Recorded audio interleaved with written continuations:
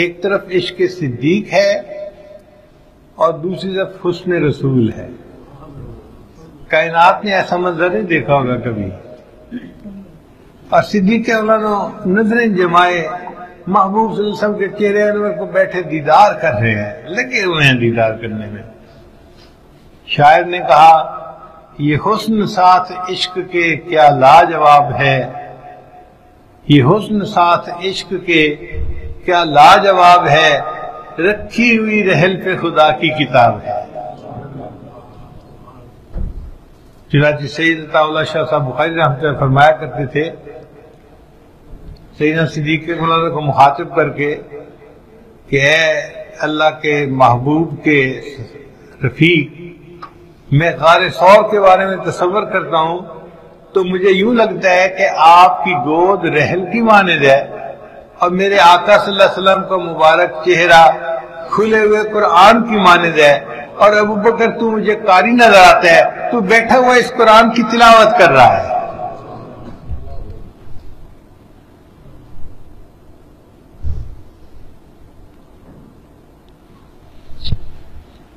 اسی دوران کتابوں میں لکھا ہے کہ ایک چھوٹا سانپ تھا اور وہ اسی سوراخ میں تھا جس میں صدیق اللہ نے پاؤں رکھا ہوا تھا.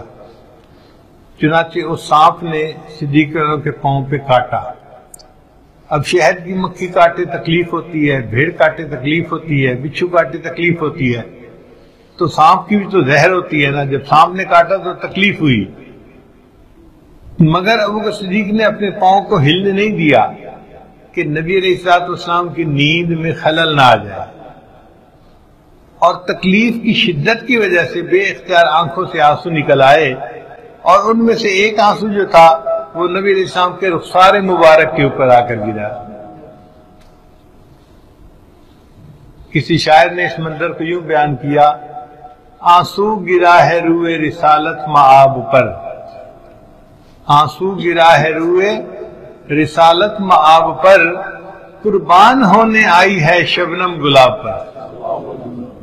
جس طرح گلاب کے اوپر شبنم گرتی ہے، اے محبوب صلی اللہ علیہ وسلم آپ کا رخسار مبارک تو گلاب کی مانند تھا، اور اب وہ صدیق لانوں کا آنسو شبنم بن کر گلاب کے اوپر آ کر گرا. ان 3 دن راتوں کی اللہ کے ہاں وہ قیمت تھی کہ حضرت عمر لانو اکثر کہا کرتے تھے ابو بکر میں اپنی پوری زندگی کے اعمال دینے کے لیے تیار ہوں، آپ غار ثور کے 3 دن رات کی نیکیاں اس کے بدلے میں مجھے دے دیجیے. پھر صدیق اکبرانو غار ثور سے نکلے اور نبی علیہ السلام کو لے کر انہوں نے مدینہ طیبہ پہنچایا. ایک اور عاشق صادق تھے، ان کا نام تھا حضرت بلال رضی اللہ تعالیٰ عنہ. رنگ کالا تھا، شکل انوکھی تھی، مگر نبی علیہ السلام کی محبت ان کے دل میں بھری ہوئی تھی. علامہ اقبال نے اس کے اوپر بڑے خوبصورت اشعار لکھے. فرماتے ہیں ادائے دید سراپا نیاز تھی تیری، کسی کو دیکھتے رہنا نماز تھی تیری. کہ بلال رضی اللہ تعالیٰ عنہ آپ جب بیٹھ کے خاموشی کے ساتھ نبی علیہ السلام کے چہرے کو دیکھتے رہتے تھے، مجھے یوں لگتا ہے کہ آپ نماز عشق ادا کر رہے ہوتے تھے. ادائے دید سراپا نیاز تھی تیری، کسی کو دیکھتے رہنا نماز تھی تیری. اور واقعی بلال عنہ کو نبی علیہ السلام سے بہت محبت تھی. حدیث پاک میں آتا ہے کہ وہ نبی علیہ السلام کی مبارک زندگی میں اذان دیا کرتے تھے. جب اللہ کے حبیب نے پردہ فرما لیا، انہوں نے اذان دینی چھوڑ دی. صحابہ نے پوچھا کہ اذان دینی کیوں چھوڑ دی؟ فرمانے لگے اذان دیتا تھا اور نبی علیہ السلام کا نام نامی اس میں گرامی آتا تھا تو اللہ کے محبوب کی زیارت کیا کرتا تھا.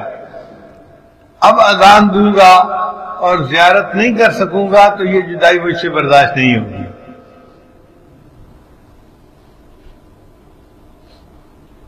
پھر اس کے بعد وہ مدینہ سے ہجرت کر کے شام آ گئے. حضرت شیخ حدیث رحمۃ اللہ نے اپنی کتاب میں لکھا ہے اس کے بعد حضرت بلال رضی اللہ عنہ نے زندگی میں صرف 2 مرتبہ اذان دی. ایک جب سیدنا عمر رضی اللہ عنہ کے زمانے میں بیت المقدس فتح ہوا تو امیر المومنین عمر رضی اللہ عنہ نے حکم دیا بلال ہمیں نبی علیہ السلام کے زمانے کی اذان سنا دیجیے. اب امیر المومنین کا حکم ایسا تھا کہ اس کی انکار کی گنجائش نہیں تھی، تو بلال رضی اللہ عنہ نے بیت المقدس میں ایک دفعہ اذان دی نبی علیہ السلام کے پردہ فرمانے کے بعد. اور دوسری اذان کا واقعہ انہوں نے بڑی تفصیل سے لکھا ہے کہ بلال رضی اللہ عنہ رات کو سوئے ہوئے تھے، خواب میں نبی علیہ السلام کی زیارت نصیب ہوئی اور اللہ کے حبیب نے فرمایا بلال اتنا عرصہ ہوا تم ہماری ملاقات کے لیے نہیں آئے. تو بیوی کو کہا کہ بس میرا سامان تیار کرو، میں ابھی مدینے کا سفر شروع کرتا ہوں. چنانچہ بلال رضی اللہ عنہ مدینہ طیبہ پہنچے، معاہدے شریف پہ حاضر ہوئے، نبی السلام کی خدمت میں سلام کیا. اتنے میں نماز کا وقت ہو گیا. اب اذان دینے کا وقت تھا تو سیدنا حسن رضی اللہ عنہ اور سیدنا حسین رضی اللہ عنہ بچے تھے، انہوں نے فرمائش کی حضرت بلال رضی اللہ عنہ سے کہ ہمیں نانا جان کے زمانے کی اذان سنا دیجیے. اب ان شہزادوں کی فرمائش بھی ایسی تھی کہ انکار کی گنجائش نہ تھی. چنانچہ حضرت بلال رضی اللہ عنہ نے دوسری اذان پھر اس وقت دی. کہتے ہیں کہ جب بلال رضی اللہ عنہ کی اذان بلند ہوئی نا تو صحابہ کرام کی آنکھوں سے آنسو نکل آئے. ان کو محبوب سم کے زمانہ یاد آ گیا. مسجد کے قریب جو گھر تھے نا وہ عورتیں حیران، یہ آواز دوبارہ کیسے آنی شروع ہو گئی. چنانچہ انہوں نے اپنے سروں پہ دوپٹے لیے، چادریں لی اور گھروں سے نکل کے باہر آ گئی. اب مسجد کے اندر مرد رو رہے اس اذان کو سن کے اور مسجد کے باہر عورتوں کا مجمع اس اذان کو سن کے رو رہا ہے. اور اس وقت حالت عجیب بنی جب ایک 3 سال کے بچے نے اپنی والدہ سے کویسچن پوچھا، امی بلال رضی اللہ عنہ تو اتنے عرصے کے بعد واپس آ گئے، مجھے بتاؤ اللہ کے نبی صلی اللہ علیہ وسلم کو واپس آئیں گے؟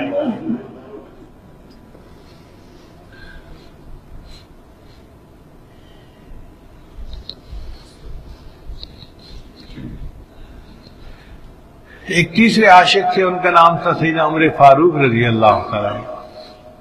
وہ بھی نبی علیہ السلام کے عاشق صادق تھے. ان کے عشق کا قصہ سن لیجئے. ایک رات مدینہ طیبہ میں وہ رات کو گلیوں میں چکر لگا رہے تھے یہ دیکھنے کے لیے کہ کون کس حال میں ہے. ایک دروازے کے قریب پہنچے تو انہیں محسوس ہوا کہ اندر سے کوئی شعر پڑھ رہا ہے، اس کی آواز آ رہی ہے. ذرا غور کیا تو پتہ چلا کہ ایک بوڑھی عورت ہے جو اشعار پڑھ رہی ہے. اس بوڑھی عورت نے نبی علیہ السلام کی محبت میں کچھ اشعار لکھے تھے اور وہ تہجد کے وقت میں بیٹھی ہوئی وہ محبت بھرے اشعار پڑھ رہی تھی. حضرت مولانا نے جب وہ اشعار سنے تو دل تڑپ گیا. اس عورت کا دروازہ کھٹکھٹایا. عورت نے پوچھا کہ کس نے دروازہ کھٹکھٹایا؟ جواب میں فرمایا کہ امیر المومنین عمر بن الخطاب. اس نے کہا امیر المومنین رات کے اس وقت میں آپ کو مجھ بوڑھی عورت سے کیا کام پڑ گیا؟ انہوں نے فرمایا دروازہ کھولو تو میں تفصیل بتاؤں. اس نے دروازہ کھولا. امیر المومنین اندر تشریف لائیے. عمر اللہ عنہ اندر داخل ہوئے اور زمین کے اوپر بیٹھ گئے. اس بوڑھی عورت نے کہا امیر المومنین آپ چارپائی پر بیٹھے. تو عمر اللہ عنہ نے جواب دیا کہ میں ایک فریاد لے کے آیا ہوں، اگر اس کو پورا کر دو گی تو میں چارپائی پہ بیٹھ جاؤں گا، ورنہ میں زمین پہ بیٹھا ہوں. بوڑھی عورت نے پوچھا امیر المومنین کیا فریاد لائے ہیں؟ تو فرمایا کہ ابھی تم نے نبی علیہ السلام کی محبت میں اشعار پڑھے ہیں، وہ میں نے سنے ہیں. اور ان کا جو آخری شعر تھا نا وہ یہ تھا کہ اے اللہ جنت میں مجھے اپنے محبوب کے ساتھ اکٹھا کر دینا. میں یہ فریاد لے کے آیا ہوں کہ اپنے اس آخری شعر میں تھوڑی سی ترمیم کر دو، رد و بدل کر دو اور اس کو یوں بنا دو، اے اللہ مجھے اور عمر بن خطاب کو جنت میں اکٹھا کر دیا۔ کتنی محبت تھی حضرت عمر لانو، اور یہی یاد حضرت عثمان غنی لانو کا تھا۔ سیدنا عثمان غنی لانو نے ایک مرتبہ نبی علیہ السلام کو اپنے گھر کھانے کی دعوت دی۔ جب لینے کے لیے آئے تو عثمان غنی لانو نبی علیہ السلام کے قدم مبارک کو ہی دیکھتے جا رہے ہیں۔ باقی سارے صحابہ حیران، آج عثمان کو کیا ہوا کہ وہ قدموں کی طرف ہی دیکھتے جا رہے ہیں۔ کسی نے نبی علیہ السلام کو بتا دیا تو اللہ کے حبیب سے نے پوچھا، عثمان کیا تم سارا راستہ میرے قدموں کی طرف دیکھتے رہے؟ اے اللہ کے حبیب جی میں آپ کے قدموں کو ہی دیکھتا رہا۔ عثمان وجہ کیا تھی؟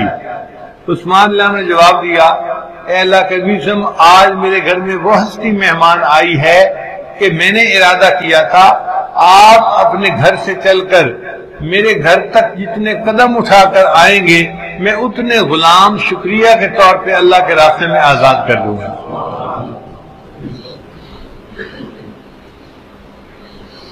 سیدنا علی لانو کی محبت کے قصے تو بہت عام ہیں۔ تو صحابہ کرام سارے کے سارے اللہ کے محبوب ان کے عاشق صادق تھے۔ ہر طبقہ کے لوگ، بوڑھے بھی تھے، جوان بھی تھے، بچے بھی تھے۔ بچوں کی محبت کا یہ حالت تھا کہ غزوہ بدر میں ایک صحابی کہتے ہیں کہ میں نے اپنے دائیں بائیں دیکھا کہ مجھے پتہ تو نہ کہ میرے ساتھ کون کھڑا ہوا ہے، میری کون سی سائیڈ زیادہ سیف ہے۔ تو ایک سائیڈ پر تو ایک نوجوان صحابی تھے، مجھے ادھر سے کافی پروٹیکشن فیل ہوئی، اور دوسری طرف دو چھوٹے چھوٹے بچے کھڑے ہوئے تھے۔ جب میں نے ان بچوں کی طرف دیکھا تو بچے میرے پاس آئے اور کہنے لگے کہ انکل آپ ہمیں دکھا سکتے ہیں کہ ابو جہل کہاں ہے؟ میں حیران ہوا، یہ چھوٹے چھوٹے بچے ہیں اور یہ دشمنوں کے سردار سرغنہ ابو جہل کے بارے میں پوچھ رہے ہیں۔ میں نے پوچھا کیوں پوچھتے ہو؟ وہ بچے کہنے لگے کہ ہم نے سنا ہے کہ ابو جہل نبی علیہ السلام کی شان میں گستاخی کرتا ہے، ہم گھر سے ارادہ کر کے آئے ہیں، یا وہ زندہ بچ کے نہیں جائے گا یا پھر ہم زندہ بچ کے واپس نہیں جائیں گے۔ وہ صحابی کہتے ہیں کہ میں نے انہیں کہا کہ دیکھو وہ جو لوہے میں ڈوبے ہوئے دشمن کے فوجی کھڑے ہیں نا، ان کے درمیان میں جو سواری پر سوار ہے یہ ابو جہل ہے۔ بس ان بچوں کو نشاندہی کرنے کی ضرورت تھی، وہ بچے بھاگے۔ کسی نے خیال بھی نہیں کیا کہ یہ بچے کیوں بھاگ رہے ہیں، وہ دشمن کی صفوں میں گھس گئے اور ابو جہل تک پہنچ گئے۔ ابو جہل سواری پر بیٹھا تھا، بچوں کے قد چھوٹے تھے، وہ اس کے اوپر وار نہیں کر سکتے تھے، چنانچہ ان میں سے ایک نے ابو جہل کے گھوڑے کی ٹانگ پہ وار کیا۔ جب گھوڑے کی ٹانگ کٹی تو ابو جہل نیچے گرا۔ اب وہ دونوں بچے چاہتے تھے کہ ابو جہل کو ہم قتل کریں، مگر ان کے قد چھوٹے تھے، تلوار کی سائز لمبا تھا، وہ تلوار کو چلا بھی نہیں سکتے تھے، اتنے چھوٹے بچے تھے۔ حضرت عبداللہ مسعود عنہ فرماتے ہیں کہ میں وہاں قریب تھا، جب میں نے دیکھا کہ چھوٹے بچے تو ابو جہل کو قتل کر ہی نہیں پا رہے، میں آگے بڑھا اور میں نے تلوار کا وار کیا اور ابو جہل کو جہنم رسید کر دیا۔ چھوٹے چھوٹے بچوں کے دل میں اللہ کے محبوب کی محبت۔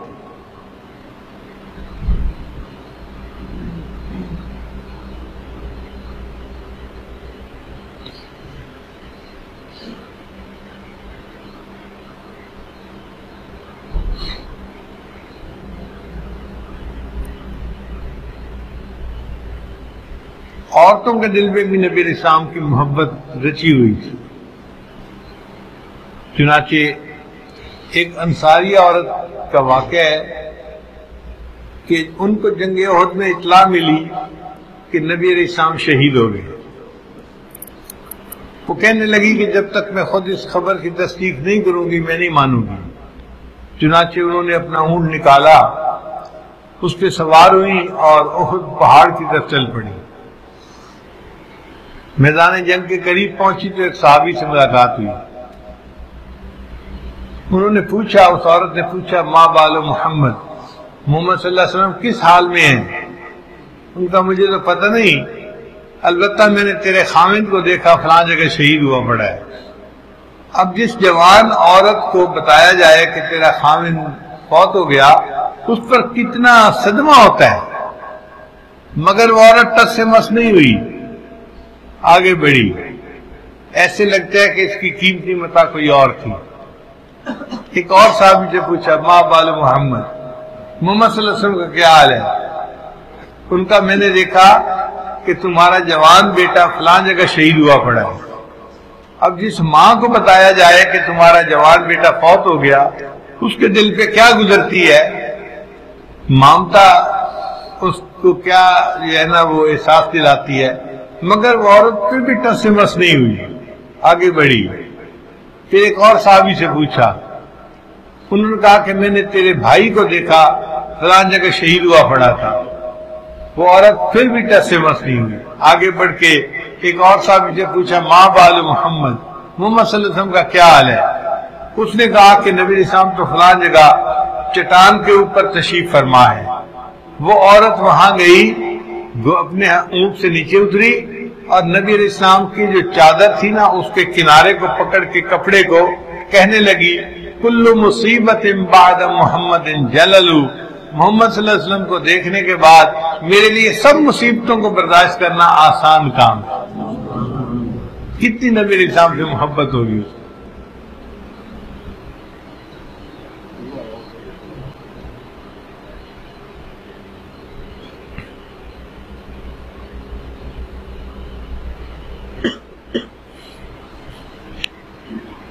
ایک مطلب نبی علیہ السلام نے اعلان فرمایا کہ جہاد کا سفر کرنا ہے تو لوگ تیاری کریں جہاد کے لیے۔ اب مدینہ کے ہر گھر میں جہاد کے لیے تیاری ہو رہی ہے۔ ایک گھر ایسا ہے جس میں ایک مجاہد پچھلی جنگ میں شہید ہو چکے تھے اور اب ان کی بیوی اکیلی گھر میں رہتی تھی۔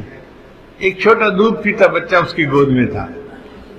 وہ بچے کو گود میں لے کے بیٹھی ہے اور اپنے خامن کو یاد کر کے رو رہی ہے، آج میرا خامن زندہ ہوتا میں اسے تیار کر کے نبی علیہ السلام کی خدمت میں بھیجتی، میں آج اس نعمت سے محروم ہوں۔ خوب روئی، جب تھک گئی رو رو کے تو اپنے بچے کو اٹھایا، چھوٹے معصوم بچے کو، اور مسجد نبی میں آ گئی۔ حدیث پاک میں آتا ہے کہ نبی علیہ السلام مسجد میں تشریف فرما تھے، وہ عورت آئی اور اس نے اپنے چھوٹے دودھ پیتے بچے کو نبی علیہ السلام کی گود میں ڈال دیا۔ اے اللہ کے نبی صلی اللہ علیہ وسلم، میرے اس بچے کو جہاد کے لیے قبول کر لیجئے۔ نبی علیہ السلام حیران، پوچھا اس عورت سے، یہ چھوٹا بچہ جہاد کیسے کر سکتا ہے؟ اس عورت نے جواب دیا، اے اللہ کے نبی صلی اللہ علیہ وسلم، جس مجاہد کے پاس ڈھال نہ ہو آپ میرا بچہ اس کو پکڑا دیں، جب دشمن تیروں کی بارش برسائے گا تو یہ میرا چھوٹا بچہ دشمن کے تیروں کو روکنے کے کام آ جائے۔ آج بچے کو کانٹا چبھے ماں کا دل جو ہے تکلیف محسوس کرتا ہے، یہ عورت اپنے دودھ پیتے بچے کو پیش کر رہی ہے کہ یہ دشمن کے تیروں کو روکنے کے کام آ جائے گا۔